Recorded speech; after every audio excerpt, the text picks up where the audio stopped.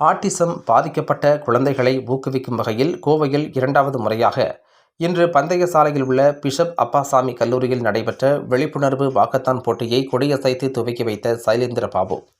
கோவையைச் சேர்ந்த தேர்ட் ஐ என்னும் autism centre சார்பாக இன்று கோ ப்ளூ என்னும் ஆட்டிசம் விழிப்புணர்வு வாக்கத்தான் நடைபெற்றது. இந்த விழிப்புணர்வு வாக்கத்தானை தமிழக முன்னாள் காவல்துறை துணைத் தலைவர் சைலேந்திர பாபு கொடியசைத்து துவக்கி வைத்தார். இதனைத் தொடர்ந்து செய்தியாளர்களை சந்தித்த சைலேந்திர பாபு கூறுகையில், உலக ஆட்டிசம் தினத்தை முன்னிட்டு ஆட்டிசம் பாதிக்கப்பட்ட குழந்தைகளை ஊக்கப்படுத்தும் வகையில் கடந்த ஆண்டு விழிப்புணர்வு வாக்கத்தான் போட்டி நடைபெற்றது. இதன் வெற்றியை தொடர்ந்து இந்த ஆண்டு இன்று விழிப்புணர்வு வாக்கத்தான் போட்டி நடைபெற்றுள்ளது. 3 கிலோமீட்டர் நடைப்பயணம் கொண்ட இந்த போட்டியானது கோ ப்ளூ ஆட்டிசம் அவேர்னஸ் வாக்கத்தான் என்னும் தலைப்பில் இங்கு நடைபெற்றது என்றார்.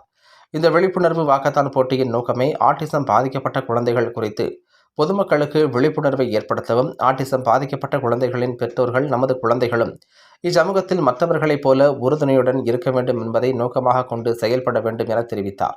இதில் சுமார் 1200க்கும் மேற்பட்ட கல்லூரி மாணவ மாணவியர்கள், ஆட்டிசம் பாதிக்கப்பட்ட குழந்தைகளின் பெற்றோர்கள் என பலரும் கலந்து கொண்டனர்.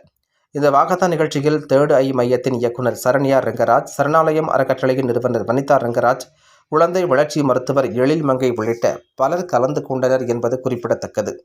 ஸ்பெக்ட்ரம் டிசார்டர், அதாவது மன இறுக்கம் அப்படிங்கிற ஒரு கண்டிஷன் இப்போ குழந்தை பிறந்ததிலிருந்தே அந்த குழந்தைக்கு இருக்கும். இதனால் பெற்றோர்களுக்கு இதை பற்றிய விழிப்புணர்வு இல்லாமல் இருக்கிறதுனால இந்த குழந்தைகளை 5 வருஷம் வரைக்கும் அவங்க எந்த விதமான பயிற்சியும் கொடுக்காம விட்டுருவாங்க.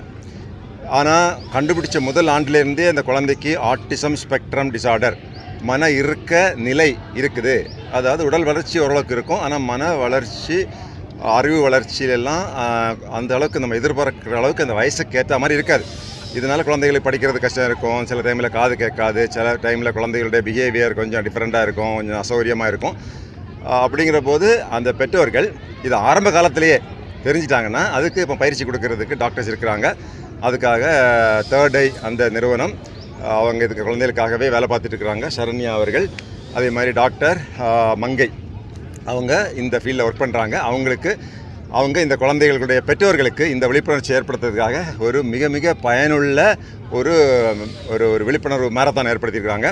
இதில் விஷயம் என்னென்னா, நம்ம வீட்டில் குழந்தைகளுக்கு இந்த மாதிரி கண்டிஷன் கிடையாது, வராதுன்னு மட்டும் நினைக்கக்கூடாது.